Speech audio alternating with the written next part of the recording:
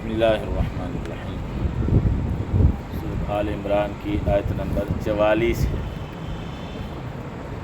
اس سے پہلے تذکرہ چل رہا ہے حضرت مریم کا، ان کی پیدائش کا تذکرہ ہوا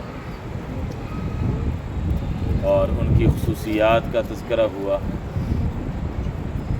اور اس آیت کے بعد آگے بھی اسی سلسلے میں مزید مضمون آئے گا۔ درمیان میں اس آیت میں رسول اللہ صلی اللہ علیہ وسلم کی نبوت کے سچا ہونے کی دلیل ذکر فرما دی کہ یہ جو تفصیل ساری پہلے گزر چکی ہے، حضرت مریم کی والدہ نے کیا منت مانی تھی اور پھر کیا کیا واقعات پیش آئے، کیسے ان کی پرورش ہوئی،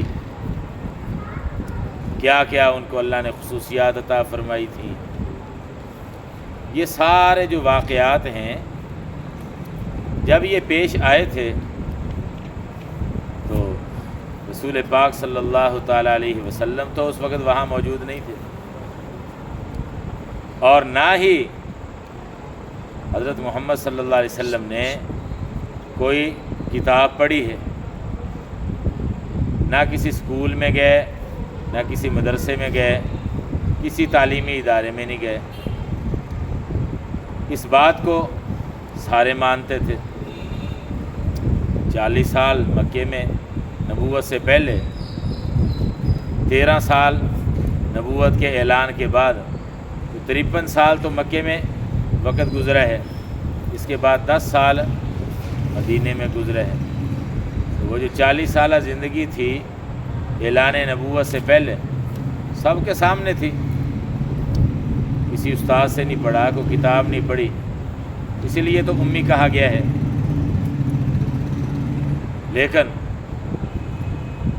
بڑے جاندار اور جامع انداز سے وہ واقع بیان فرما رہے ہیں کہ نہ کسی کتاب میں پڑھا اور نہ وہاں موجود تھے۔ اس لیے یہ آپ صلی اللہ علیہ وسلم کے سچا نبی ہونے کی بہت واضح دلیل ہے کہ اللہ نے وحی کے ذریعے سے یہ ساری باتیں حضرت محمد صلی اللہ علیہ وسلم کو بتائی ہیں۔ جب وحی کے ذریعے سے بتائی ہیں تو اللہ کے سچے نبی ہوئے۔ وحی تو نبی پر ہی نازل ہوتی ہے، کسی اور پر وحی نہیں۔ تو یہ رسول اللہ صلی اللہ علیہ وسلم کی صداقت اور سچا نبی ہونے کی دلیل، اور یہ معجزہ ہے۔ خاص طور پر اہل کتاب یہودیوں اور عیسائیوں کو اس طرف متوجہ کیا جا رہا ہے کہ رسول اللہ صلی اللہ علیہ وسلم کو یہ جو کچھ بتایا ہے یہ ہم نے وحی کے ذریعے سے بتایا۔ اللہ پاک فرما رہے ہیں وحی کے ذریعے سے بتایا، وگرنہ جب وہ واقعات پیش آ رہے تھے، جب وہ قرہ اندازی ہو رہی تھی حضرت مریم کی پرورش کے سلسلے میں، جب قرہ اندازی ہوئی تھی اس وقت بھی رسول اللہ صلی اللہ علیہ وسلم وہاں موجود نہیں تھے۔ فرمایا کہ یہ وحی کے ذریعے سے ہم آپ کو بتا رہے ہیں، تو یہ آپ کے سچا ہونے کی نشانی ہے۔ تو ترجمہ دیکھ لیں، پھر میں کچھ مسائل اس سلسلے میں بعد میں عرض کرتا ہوں۔ ذالکہ، یہ، اس سے مراد کیا؟ یہ جو تفصیل پہلے گزر چکی ہے حضرت عیسیٰ علیہ السلام کی والدہ حضرت مریم کے بارے میں، یہ ساری تفصیل اس کی طرف یہ اشارہ ہے۔ فرمایا یہ غیب کی خبروں میں سے ہے۔ غیب کا معنی پوشیدہ، انباء، یہ نبا ان کی جمع ہے، اس کا معنی ہوتا ہے خبر۔ غیب کی خبروں میں سے ہے، نوحیہ، ہم اس کی وحی کرتے ہیں، الیکا، آپ کی طرف، ہم اس کی وحی کرتے ہیں آپ کی طرف، یعنی محمد صلی اللہ علیہ وسلم کو یہ وحی کے ذریعے سے ہم بتا رہے ہیں، ورنہ کسی کتاب میں نہیں پڑھا اور وہاں موجود بھی نہیں تھے، ظاہر ہے۔ جب وحی کے ذریعے سے ہم بتا رہے ہیں تو یہ سچا نبی ہونے کی دلیل ہے، اللہ کی طرف سے وحی نازل ہوتی ہے۔ من انباء الغیب، غیب کی خبریں۔ یقیناً ہمارا یہ عقیدہ ہے اہل سنت والجماعت کا کہ ہمارے پیارے نبی صلی اللہ علیہ وسلم کو اللہ پاک نے غیب کی بہت سی خبریں دی ہیں، بہت سی باتیں بتائی ہیں، بلکہ سب سے زیادہ بتائی ہیں۔ ہمارے نبی صلی اللہ علیہ وسلم کو اللہ نے سب سے زیادہ علم عطا فرمایا ہے، اور غیب کی باتیں بھی بہت زیادہ عطا فرمائی وحی کے ذریعے سے۔ لیکن اس کے باوجود عالم الغیب کہنا جائز نہیں۔ عالم الغیب صرف اللہ کے لیے، عالم الغیب فلا یظہر علی غیبہ احدا الا من ارتضی من رسول، عالم الغیب والشہادہ۔ عالم الغیب کا لفظ صرف اللہ کی شان ہے، صرف اسی کے لیے بولا جا سکتا ہے۔ نبی پاک صلی اللہ علیہ وسلم کو غیب کی بہت سی خبریں دی گئی ہیں، انباء الغیب بھی اس کو کہا گیا ہے، اظہار غیب بھی اس کو قرآن میں کہا گیا ہے، جی اطلاع علی الغیب بھی کہا گیا ہے، غیب پر مطلع ہونا۔ تو غیب کی خبریں مل جانا، غیب پر مطلع ہو جانا، اور غیب ظاہر کر دیا جانا آپ صلی اللہ علیہ وسلم پر، یہ مسلم ہے، اس کا انکار نہیں کر سکتا کوئی بھی، کوئی مسلمان نہیں انکار کر سکتا۔ ہاں البتہ کلی طور پر علم غیب اور علم محیط، ذرے ذرے کا محیط علم، کلی علم ذاتی طور پر، یہ صرف اور صرف کس کی شان ہے؟ صرف اللہ کی شان ہے۔ اس لیے اس سلسلے میں بھی لوگ افراط و تفریط میں مبتلا ہوئے ہیں۔ تو میں نے اپنے اکابر کا، اپنے بزرگوں کا، اہل سنت والجماعت کا جو عقیدہ ہے وہ میں نے عرض کر دیا ہے، اور قرآن کریم کی یہ آیت بھی یہی بتا رہی ہے، من انباء الغیب، یہ غیب کی خبروں میں سے ہے۔ یہ ساری تفصیل نوحیہ، وہ ہم آپ کو وحی کے ذریعے سے بتا رہے ہیں، نوحیہ، ہم اس کی وحی کر رہے ہیں، ہی سے مراد ہے یہ جیسے ذالک ہے نا وہ تفصیل، ہم اس کی وحی کر رہے ہیں الیک کا، آپ کی طرف۔ وما کنت لدیہم، اور آپ نہیں تھے، ما یہ نفی کے لیے، اور آپ نہیں تھے، لدیہم ان کے پاس، ان کے پاس، وہ جو حضرت مریم کی پرورش کے سلسلے میں اختلاف کیا تھا، ان کی والدہ ان کو لے کے گئیں بیت المقدس میں کہ میں نے اس کی منت مانی ہوئی ہے، اللہ کے گھر کے لیے اس کو میں نے وقف کر دیا۔ تو وہاں یہ بات تفسیروں میں لکھا ہے کہ 29 لوگ تھے اس وقت جو بیت المقدس میں جو خدام تھے، جو منتظم تھے، جو اللہ کے گھر کی خدمت اور دھیان رکھنے والے تھے، انتظامی منتظم لوگ 29 تھے وہ، اور ان کے سردار تھے حضرت زکریہ علیہ السلام، وہ اللہ کے پیغمبر بھی تھے۔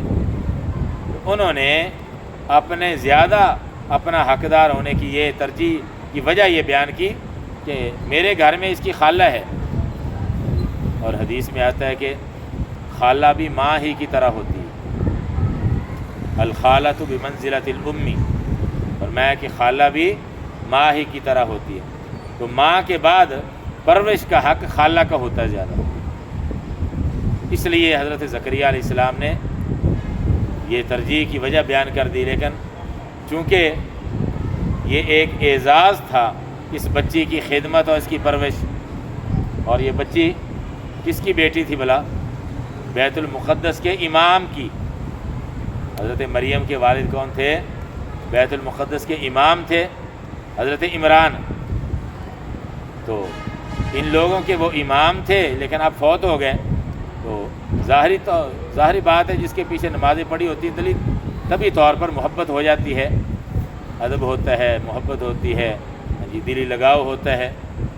تو اس نسبت سے ان حضرات کی سب کی یہی خواہش تھی کہ ہمیں یہ اعزاز ملے، یہ خدمت کا موقع ہمیں ملے، ہم اس بچی کی پرورش کریں اور اس کی خدمت کریں۔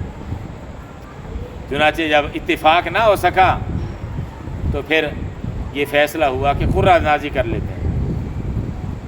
قرہ اندازی کی گئی، حضرت زکریا علیہ السلام کا نام نکل آیا۔ قرہ اندازی کیسے کی؟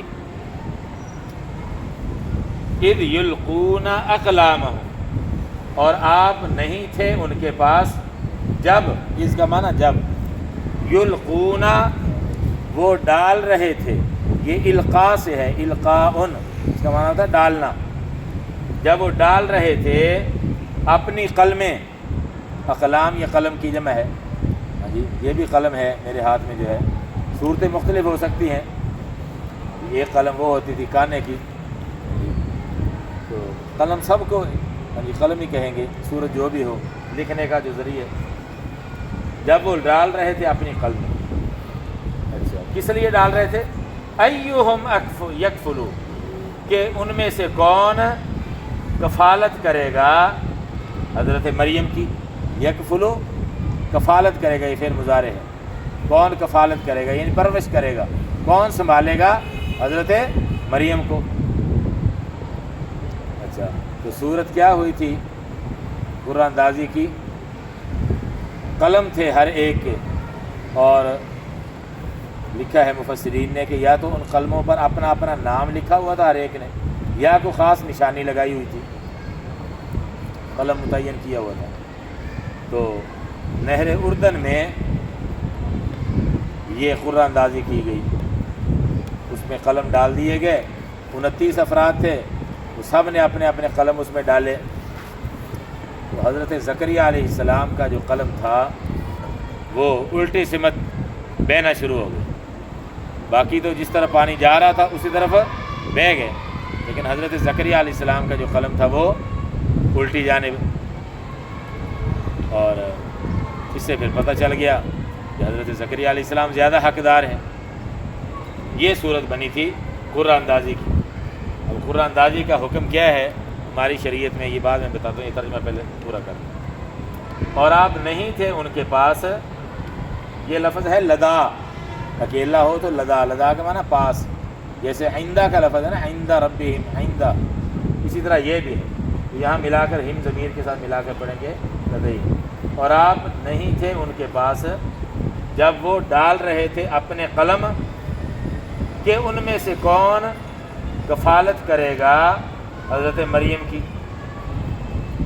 وما کنت لدیہم، اور آپ نہیں تھے ان کے پاس، اذ یختصمون، جب وہ جھگڑ رہے تھے، یختصمون فعل مضارع ہے، جھگڑنا یعنی اختلاف شدید ہو گیا تو اتفاق نہ ہو سکا، فرمایا آپ اس وقت ان کے پاس موجود نہیں تھے جب جھگڑا ہو رہا تھا، اور جب یہ قرہ اندازی کر رہے تھے آپ اس وقت بھی موجود نہیں تھے، لیکن آپ نے صحیح یہ واقعہ بیان کر دیا۔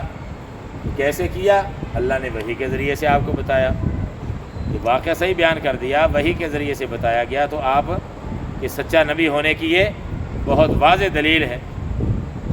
لیکن ضد اور عناد کا کیا علاج ہو سکتا ہے؟ یہ یہودی تذکرہ پڑھتے بھی تھے تورات وغیرہ میں جی، لیکن ضد اور عناد کے شکار ہو گئے، اس لیے ماننے کے لیے تیار نہ ہوئے۔ اکثر بعض کو اللہ پاک نے ہدایت دے بھی دی، جیسے حضرت عبداللہ بن سلام رضی اللہ تعالیٰ عنہ، یہ یہودیوں میں سے تھے، یہودیوں کے بڑے عالم، اور عیسائیوں میں سے حضرت تمیم رضی اللہ تعالیٰ عنہ اور حضرت عدی بن حاتم رضی اللہ تعالیٰ عنہ۔ یہ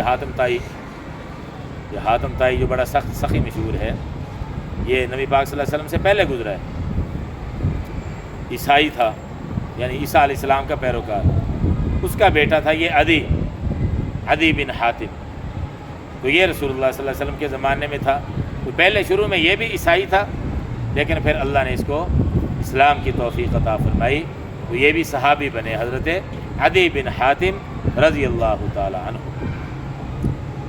اچھا جی، یہ تو ہو گیا اس آیت کا ضروری مفہوم۔ اب اس میں قرہ اندازی کا ذکر آیا ہے، ہماری شریعت میں قرہ اندازی کا حکم کیا ہے؟ تو ہماری شریعت نے قرہ اندازی کی اجازت دی ہے، لیکن کس معاملے میں؟ ہر معاملے میں قرہ اندازی نہیں، استخارہ ہر کام کے لیے نہیں ہوتا۔ جو چیز شریعت کی طرف سے پہلے سے متعین ہے، ایک حق ثابت شدہ ہے کسی آدمی کا،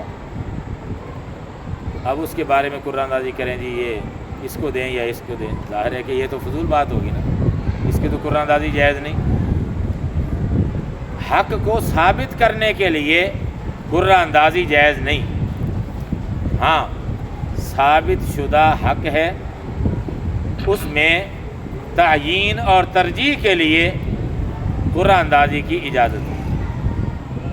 مثال کے طور پر ایک گھر ہے ایک کنال کا، دو آدمیوں میں وہ مشترک ہے، دو مالک ہیں اس کے، لیکن اب تعیین کرنی ہے کہ بھئی ادھر والا آدھا کس کو دیں اور ادھر والا آدھا کس کو دیں۔